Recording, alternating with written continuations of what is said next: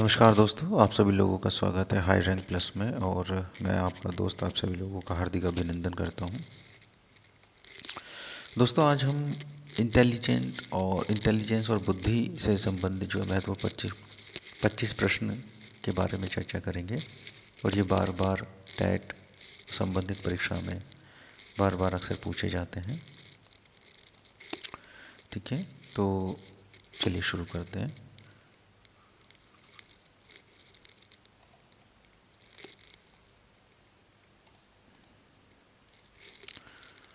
ठीक है, तो देखते हैं सबसे पहला सवाल क्या है। किसने सबसे पहले बुद्धि परीक्षण का निर्माण किया था? तो सबसे पहले बुद्धि संबंधी परीक्षण का निर्माण किया था एल्फ्रेड बिने ने। ठीक है, मनोवैज्ञानिकों के अनुसार बुद्धि क्या है? मनोवैज्ञानिकों के अनुसार बुद्धि सीखने की क्षमता है, अमूर्त चिंतन की योग्यता है। अमूर्त चिंतन होता है एब्स्ट्रैक्ट। ठीक है, ठीक है, ये एब्स्ट्रैक्ट होता है। और एब्स्ट्रैक्ट जो बुद्धि है, एब्स्ट्रैक्ट जो चिंतन है, इसके अंतर्गत जो आता है वो पुस्तकीय ज्ञान आता है। ठीक है, पुस्तक ज्ञान आधारित जो है ये बुद्धि होती है। ठीक है, पुस्तकीय ज्ञान आधारित बुद्धि होती है, इसको एब्स्ट्रैक्ट बुद्धि कहते हैं। और ये बुद्धि अमूर्त चिंतन की योग्यता है। ठीक है, नेक्स्ट देखते हैं।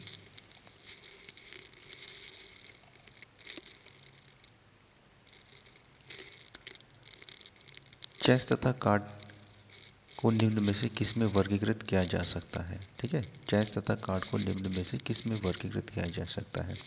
तो चेस तथा कार्ड लड़ाई का खेल तो नहीं है, प्रायोगिक खेल भी नहीं है, और गतिमान खेल भी नहीं है। ये क्या है? एक बौद्धिक खेल है।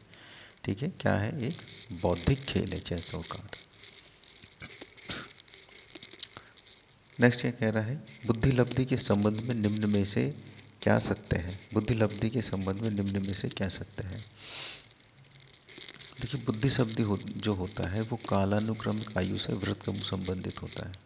ठीक है, कालानुक्रम से वृत्तक्रम संबंधित होता है। दरअसल इसमें क्या होता है, देखिए ये क्या होता है, MA/CA इंटू 100 होता है। ठीक है, जो IQ होता है ये MA/CA इंटू 100 होता है। ठीक है, MA क्या है? ये मेंटल एज है। ठीक है, MA क्या है? ये मेंटल एज है। और CA क्या है? कोलोनोजिकल एज है। ठीक है,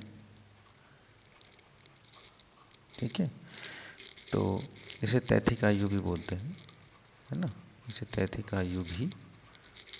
आयु भी बोला जाता है। ठीक है, और ठीक है, तो ये होता है। और जब हम IQ निकालेंगे, ठीक है, जब हम IQ निकालेंगे तो इस फॉर्मूले का हम प्रयोग करेंगे। ठीक है,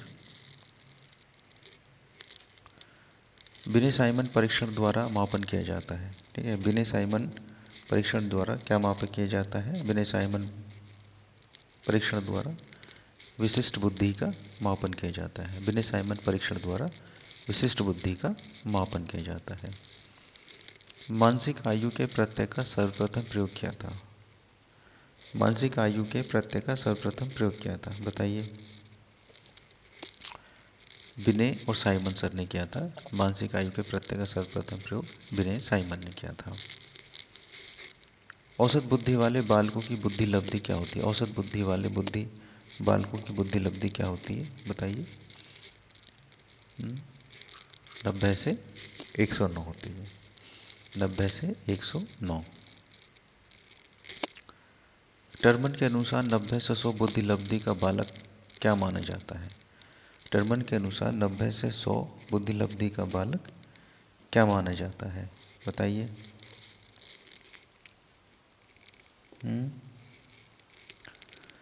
बुद्धि लब्धि के बारे में आपने पढ़ा है। और देखिए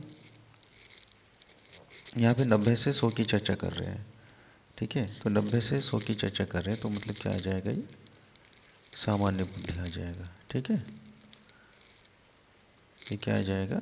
सामान्य बुद्धि आ जाएगा।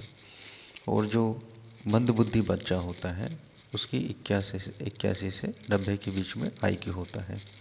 ठीक है, और श्रेष्ठ बुद्धि को जो मतलब माना जाता है, जो बच्चा श्रेष्ठ बुद्धि का होता है, अच्छे बुद्धि का होता है, तो उसको 111 से 120 के बीच में ये माना जाता है ना।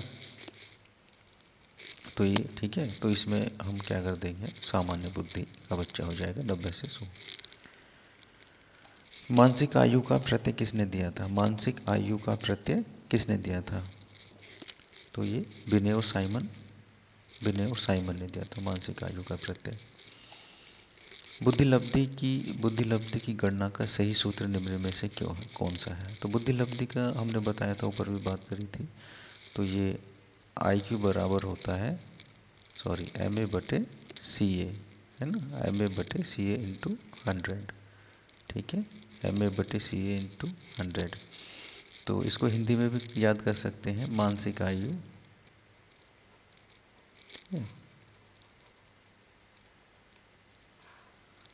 मानसिक आयु बटे तैथिक आयु।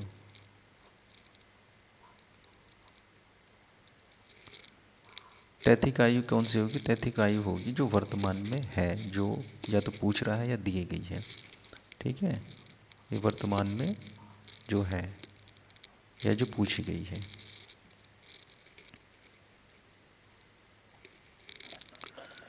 स्टैनफोर्ड विनय परीक्षण का मापन करता है। स्टैनफोर्ड विनय परीक्षण का मापन करता है, बताइए। स्टैनफोर्ड विनय परीक्षण किसका मापन करता है? तो जाहिर सी बात है, हम यहाँ पे बुद्धि की चर्चा कर रहे हैं, तो ये बुद्धि की ही चर्चा करता है। बुद्धि का सामूहिक परीक्षण कौन सा है? बुद्धि का सामूहिक परीक्षण कौन सा है,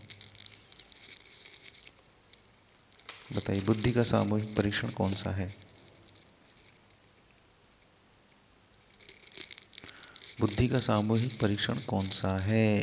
देखिए, बुद्धि का सामूहिक परीक्षण है आर्मी बीटा परीक्षण। दरअसल क्या आता है कि आर्मी बीटा परीक्षण में, ये आर्मी बीटा परीक्षण जो था,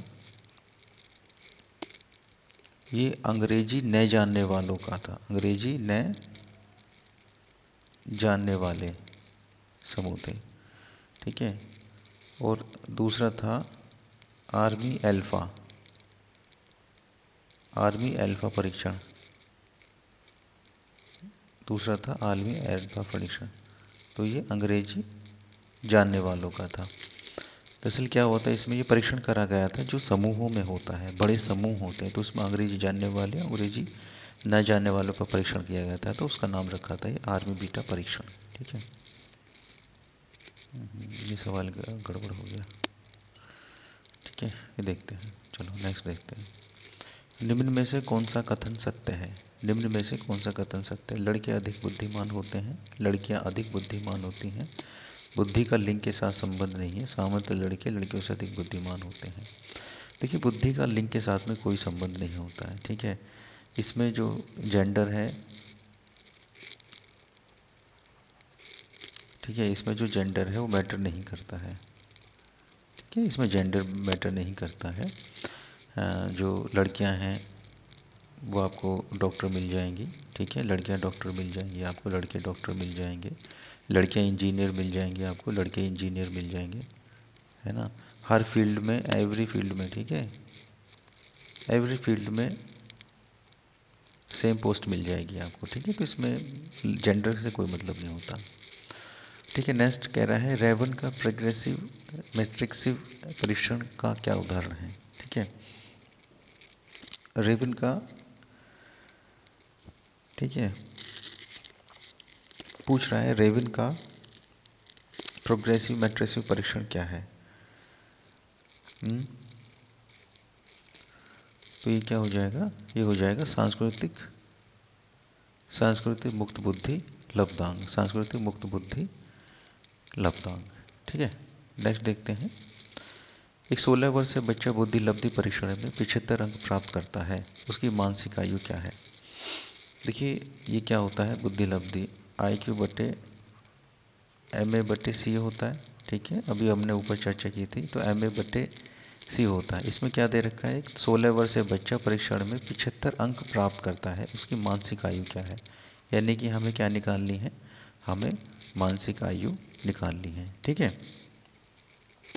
हमें क्या करनी है, हमें मानसिक आयु निकालनी है। तो हमें क्या दे रखी है, हमें मानसिक आयु क्या दे रखी है, 75 दे रखी है और 16 वर्षीय बच्चा है। ठीक है, तो ये 16 वर्षीय बच्चा है, तो हमने इसकी एज हमें दे रखी है। तो एम में हमें इसको जो है, एम में हमें इसको निकालना है। ठीक है, तो हम यहीं से कर लेंगे, हम यहीं से कर लेंगे इसको। ठीक है, हम इसको यहीं से कर लेंगे, काटा पीटी करेंगे तो काटा पीटी करने पे ये है ना, ये 12 वर्ष आ जाएगा। ठीक है, इसको काटा पीटी करेंगे तो हम ये इसको 12 वर्ष आ जाएगा। ठीक है, काटा पीटी करेंगे तो इसको 12 वर्ष आ जाएगा। ठीक है, तो ये 12 आ जाएगा आपका। बुद्धि है, बुद्धि क्या है, सामर्थ्यों का एक समुच्चय है, एक अकेला और जाति विचार है, दूसरे को अनुकरण करने की योग्यता है, एक विशिष्ट योग्यता है। बुद्धि क्या है, तो बुद्धि के बारे में इसमें पूछा गया है कि बुद्धि क्या है, बुद्धि क्या है। देखिए बुद्धि जो होती है, बुद्धि क्या है, बुद्धि कार्य करने की योग्यता है। ठीक है, बुद्धि कार्य करने की क्या है, योग्यता है। बुद्धि कार्य करने की एक योग्यता है। तो बुद्धि, हम जो भी कार्य करेंगे वो बुद्धि से ही तो करेंगे।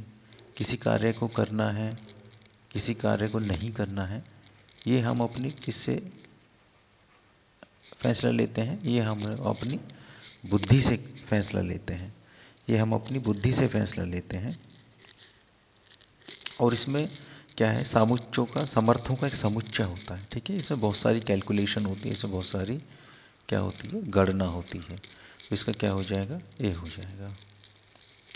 बुद्धि पर वंशानुक्रम का प्रभाव होता है, सॉरी, बुद्धि पर वंशानुक्रम का प्रभाव होता है, बुद्धि पर वंशानुक्रम का प्रभाव होता है। ठीक है, तो ये किसने कहा था, ये टर्मन ने कहा था, बुद्धि पर वंशानुक्रम का प्रभाव होता है, ये टर्मन ने कहा था। ठीक है, मनुष्य का व्यवहार मुख्यतः किससे प्रेरित होता है, मनुष्य का व्यवहार मुख्यतः किससे प्रेरित होता है। यहाँ पे हम बुद्धि की चर्चा कर रहे हैं, तो ये मनुष्य का जो व्यवहार है बुद्धि से प्रेरित होता है। अच्छे बुद्धिमान प्रतिभाशाली जो होते हैं वो गंभीर मुद्रा वाले होते हैं, है ना। और कुछ चंचल होते हैं बच्चे, कुछ चंचल बच्चे होते हैं। ठीक है, और जो मंदबुद्धि होते हैं, आपने देखा होगा अक्सर जो है, आपने मंदबुद्धि बच्चों को अक्सर देखा होगा, वो हमेशा चुप रहते हैं। ठीक है, हमेशा शांत रहते हैं और उनको खाना पीना भी अक्सर दूसरे लोग ही खिलाते हैं, है ना। तो मनुष्य का व्यवहार मुख्यतः प्रेरित होता है बुद्धि से। व्यवहार का बुद्धि का अर्थ है कि बुद्धि संस्कृति का उत्पाद होती है। व्यवहारिक बुद्धि का अर्थ है कि बुद्धि संस्कृति का उत्पाद होती है। ये किसने कहा था, तो ये कहा था स्टेनबर्ग ने। ठीक है, व्यवहारिक बुद्धि का अर्थ है कि बुद्धि संस्कृति का उत्पाद होती है, ये स्टेनबर्ग ने कहा था। नेक्स्ट देखेंगे, बुद्धि के लिए कौन सा कथन सत्य नहीं है। बुद्धि के लिए कौन सा कथन सत्य नहीं है। बुद्धि सीखने की योग्यता है, बुद्धि समस्या हल करने की योग्यता है, बुद्धि परिश्रम करने की योग्यता है, बुद्धि नवीन परिस्थितियों के साथ अनुकूलन करने की योग्यता है। ठीक है, बुद्धि नवीन अनुकूलन के साथ, क्या पूछ रहा है, बुद्धि के लिए कौन सा कथन सत्य नहीं है। ठीक है, बुद्धि नवीन परिस्थितियों के साथ अनुकूलन करने की योग्यता है। ठीक है, तो थोड़ा जोर लगाइए इस पर, दिमाग लगाइए, कौन सा हो सकता है इसमें। सभी जब ऐसे सवाल आ जाते हैं तो कई बार कन्फ्यूजन क्रिएट करने की कोशिश करता है एग्जामिनर, है ना। तो वो सारे के सारे सवाल इस तरीके से रख देता है जिससे बच्चा कन्फ्यूज़न हो जाए, है ना, जिससे बच्चा कन्फ्यूज़न हो जाए, कन्फ्यूजन क्रिएट करे और क्या करे, क्वेश्चन को गलत करे, है ना, क्वेश्चन को क्या करे, गलत करे। तो देखिए आपने हमेशा देखा होगा, देखिए बुद्धि सीखने की योग्यता है। ठीक है, ये क्या है, लर्नेबिलिटी है। ठीक है, बुद्धि क्या है, लर्निंग की एबिलिटी है। बुद्धि समस्या को सॉल्व करने की योग्यता है। ठीक है, बुद्धि क्या है? समस्या को सॉल्व करने की योग्यता है। तो क्या है? Problem solving. ठीक है, ये क्या है? प्रॉब्लम सॉल्विंग है। इंटेलिजेंस क्या? बुद्धि क्या है? बुद्धि प्रॉब्लम सॉल्विंग है। बुद्धि परिश्रम करने की योग्यता है। ठीक है, बुद्धि परिश्रम करने की योग्यता है। तो ये नहीं है, क्यों नहीं है कि ये, ठीक है, फिजिकल एबिलिटी नहीं है। बुद्धि क्या है? फिजिकल एबिलिटी नहीं है, या मतलब आ, जो मेहनत परिश्रम के द्वारा की जा रही है वो सब चीज़ें ये नहीं है। बुद्धि नवीन परिस्थितियों के साथ अनुकूल करने की योग्यता है। ठीक है, तो ये भी है। तो इसका कथन कौन सा हो जाएगा? सी हो जाएगा। बुद्धि समावेश करती है। ठीक है, बुद्धि, नेक्स्ट क्वेश्चन है, बुद्धि समावेश करती है। तो बुद्धि क्या समावेश करती है? ये अब सारी चिंतन को समावेश करती है। बुद्धि क्या करती है? बुद्धि अब सारी चिंतन को समावेश करती है। ठीक है, और अपसारी चिंतन का मतलब होता है एक से अधिक। ठीक है, क्या होता है? एक से अधिक चिंतन से है। अपसारी चिंतन का मतलब होता है एक से अधिक चिंतन से। ओके, नेक्स्ट देखते हैं, किस प्रकार के विकास से एकाग्रता तथा सृजनात्मकता का संबंध है? किस प्रकार के विकास से एकाग्रता, सॉरी, किस प्रकार के विकास से एकाग्रता तथा सृजनात्मकता का संबंध है? देखिए, सामाजिक विकास की यहाँ हम कोई बात नहीं कर रहे हैं, नैतिक विकास की यहाँ हम कोई बात नहीं कर रहे हैं। ठीक है, और यहाँ पे हम बौद्धिक विकास की बात कर रहे हैं और संवेगात्मक विकास की, यानी कि इमोशनल की। ठीक है, यहाँ पे इमोशनल की हम कोई बात नहीं कर रहे, तो हम क्या कर रहे हैं? यहाँ पे बौद्धिक विकास की बात कर रहे हैं। ठीक है, तो ये इसका क्वेश्चन का आंसर क्या हो जाएगा? सी हो जाएगा। थैंक यू दोस्तों, आप लोगों का कीमती समय देने के लिए। और ये हमने 25 सवालों को, ठीक है, ये 25 सवालों को हमने अटैम्प्ट किया है। और आप लोगों को वीडियो पसंद आए तो प्लीज़ लाइक ज़रूर करें। आप प्लीज़ लाइक ज़रूर कर रहे हैं, इससे मोटिवेशन मिलता है। ठीक है, इससे मोटिवेशन मिलता है आप लोगों के लिए और अच्छी वीडियो बना सकें। थैंक्स वीडियो देखने के लिए, थैंक यू सो मच आप लोगों का।